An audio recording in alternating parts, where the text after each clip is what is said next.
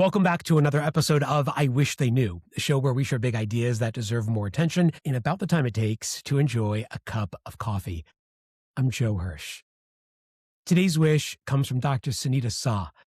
Sunita is a national best-selling author, an award-winning professor at Cornell University, and an expert in organizational psychology. She's also a trained physician and a former management consultant, so see if you have that on your bingo board today. Her work and research have been widely published in leading academic journals and all across the popular press. And her book, which is about to come into its paperback edition shortly, is Defy, the Power of No in a World that Demands Yes. Sunita, welcome to the show. Thank you so much for inviting me. It's wonderful to be here. It's great to have you along. So what do you wish more people knew? I wish people knew two things, actually. First of all, that defiance is a practice, not a personality. Because we often think of defiance as being loud, bold, violent, angry, aggressive, or we think of it as being heroic, superhuman, or out of reach. And what I would really want people to know is that you actually don't need to be brave, a superhero, or have a strong personality to incorporate defiance in your life. It isn't just for the brave or the extraordinary. It's actually available and necessary for all of us. So we can all defy in our own unique way with far less angst, something that's more natural for us. So we can take that concept of defiance from something that's normally seen as negative, rare, and risky to something that's positive, accessible, meaningful, and even pro-social. And the second thing I wish people knew is to stop thinking only about the costs of speaking up, because we always think about that with defiance. Yes, it's inherently risky. We might lose a job, we might lose a relationship, but we also need to think about the other side, that not saying anything isn't just neutral. There's costs of staying silent. And those costs are very real. And we need to think about that when we constantly sacrifice our values and bow our heads to other people and overlook wrongdoing. It really takes a toll on us. So we do have that costly dichotomy, and we need to stop thinking only about one side of the equation and think about it as a whole. Okay, a lot to unpack there, and let's see if we can get to some of those amazing points. I want to start right at the top with the way you're defining defiance. And you write this in the book. Defiance, you say, means acting in accordance with your true values when there is pressure to do otherwise. Why don't more people speak up? I found in my research there tends to be three reasons why people don't speak up. And first of all, we do face enormous pressure from other people. And I'll dive into a little bit about what that pressure can look like. Second of all, we don't really understand what compliance and defiance are and what consent is. We've misunderstood that. So I explained a little bit about that at the beginning. And then third, once we decide to defy, we actually don't know how to do it. We haven't built up that skill set. We've become so trained in compliance, we're not trained in defiance, and we need to start practicing it. So going back to that first reason, that pressure that we feel from other people, one psychological concept I've discovered in my research, I call insinuation anxiety. So we're probably familiar with different types of anxiety, such as performance anxiety, where people evaluate us if we're giving a presentation. But insinuation anxiety is the signal going the other way. We become very concerned about sending a negative signal to someone else, that we don't want to insinuate that our bosses, our coworkers, our friends cannot be trusted, or that they're biased or incompetent, plain wrong. And so we don't tend to say things, and we accept what's being told of us, suggested to us, and not reacting if somebody does something inappropriate. So it's almost a protective response to protect those around us and even our own understanding of those people. Yeah, it's to really save their face and not indicate they're not whom they appear to be. And so this idea that it's grounded in our values, I'm wondering if you could unpack that a little bit more for us, because there is so much pressure to say yes and to go along and get along. And unless we make that conscious decision to defy in accordance with our values, as you point out in the book, we're really missing the opportunity to stand up and speak up in a way that is truly aligned with who we are. Tell us more. So when I ask my executive students to think about their values, I always ask them to think about, why are these values important to you? And I ask them to write it down, because often when we think about values, we start thinking about goals or beliefs such as, this is wrong and this is right.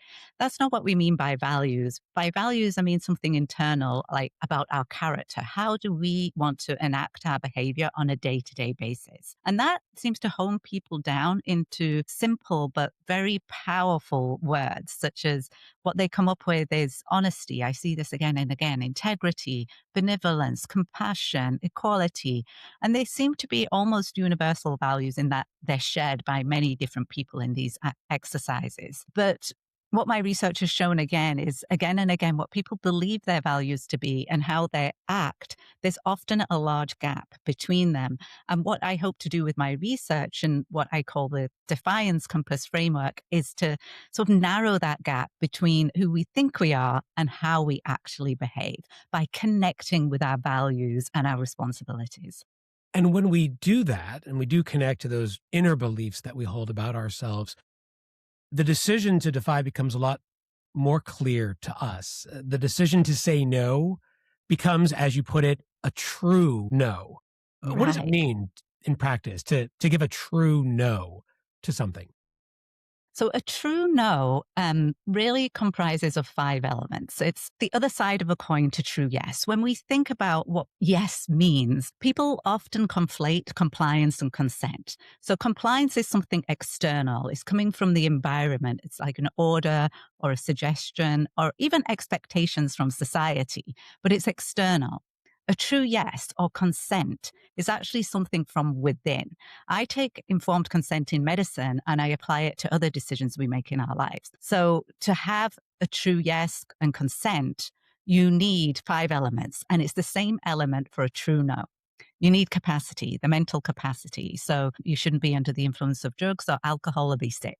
You need information, knowledge, and accurate information. But it's not enough just to have the information. The third element is understanding, a thorough grasp of the risks, the benefits, and the alternatives. And then the fourth element is the freedom to say no. Because if you don't have the freedom to say no, that's merely compliance. It's not consent. And then the fifth element is your authorization. So consent is a thoroughly considered authorization. That's an active expression of our true values. And so is defiance. You need the same elements for a true no that you need for a true yes. Right. And I suppose if we think about it that way, then the decision to say no becomes a lot more clear for people because they understand what it takes to get them to say yes. Where that gap may exist is what it takes for them to say no. But this clarifies that. Yes, exactly. And it all comes back to, again, what are our deeply considered values? And the reason I have people, my students, write this down is because the research shows if you are very clear about your values, you're more likely to act in alignment with them. And you also have a lower stress response, lower cortisol levels if you know your values and what you stand for. Yeah, you mentioned that at the outset that the toll this takes on us is quite significant. Tell us more about some of the costs of compliance. So the costs are very important because we often don't think about the cost of staying silent. And these costs, when we overlook wrongdoing, injustice, or we don't say no when when we should be saying no, it really affects us emotionally, psychologically, spiritually, and even physically. Anxiety, depression, chronic insomnia, inflammation, all of these things will build up when you're constantly sacrificing your values and not listening to what it would take to live your life authentically. Yeah, I guess we spend so much time thinking about and being bothered by what's wrong that we don't have the capacity to do what is right. Exactly. And when we do that, that resentment, that regret stays with us and it builds up to a point that sometimes it becomes too late. Yes. Some people have mentioned that, by the time they're thinking about their own mortality, that's the final act of silence. And we didn't say what we really wanted to say. So there are some very well documented, very well celebrated examples of defiance in our culture. Martin Luther King and Rosa Parks standing up for civil rights, Jeffrey Wigand, who you write about, the whistleblower who stood up against the tobacco company, Brown and Williamson, that employed him. But then there's what you call quiet defiance, staying true to our values without actually becoming combative or taking a dramatic and public stand. Tell us more about that. So, quiet defiance is acting in accordance with your values without confrontation, without publicly saying no. There are many different ways that we can defy. And sometimes people do this by just finding another path rather than informing the person that they're not complying. Like, how many of us have taken a prescription from the doctor and nodded and then thrown it away, right?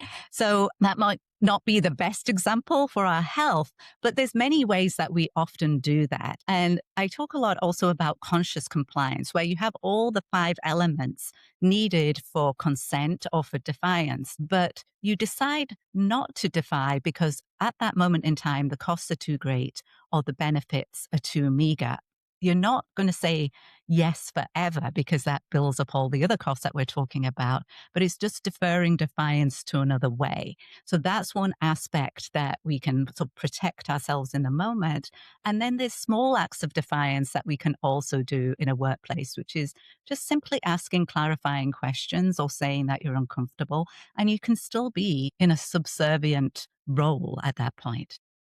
Let's talk about the workplace, because there a person is less likely to encounter the social injustices, the moral evils of the world, and are more likely to encounter, bad bosses, dumb decisions, right? Not things that irk us, but are not of the same caliber as some of these other things you write about.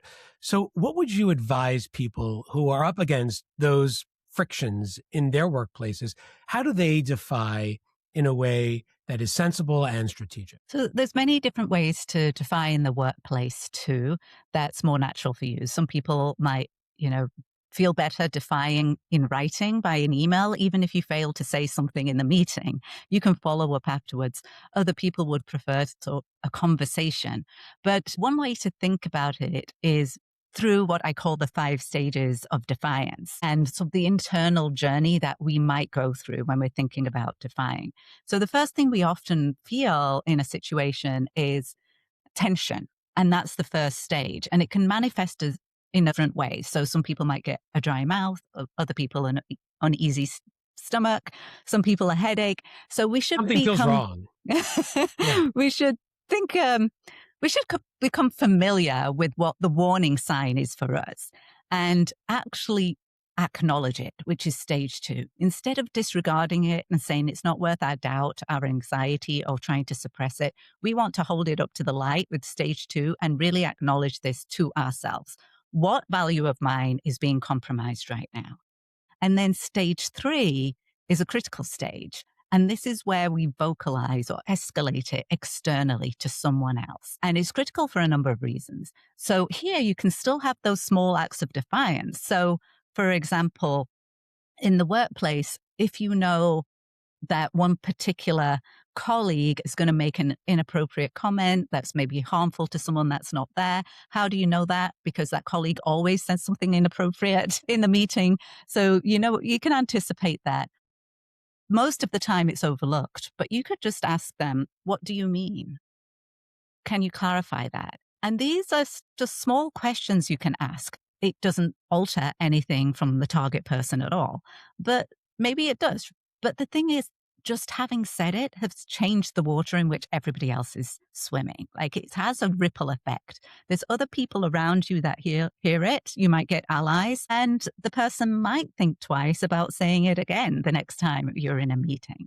So these are some small acts of defiance you can also do in the workplace.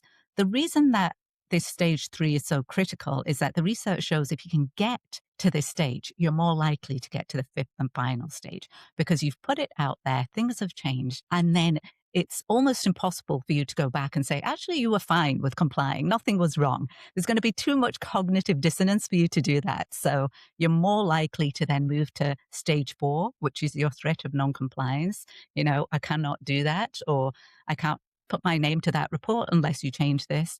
But there you need to sort of stick at your threat of non-compliance before your final act of defiance. And what's so wonderful about stage 5 is that tension that I mentioned in stage 1. If you can get to stage 5, it just dissipates, it melts, and you feel in alignment with your values. You're more authentic, it's more honest, there's more joy. And you're often proud that you managed to do that. Yeah, you feel right when you do right. Yes. Yes, I love that.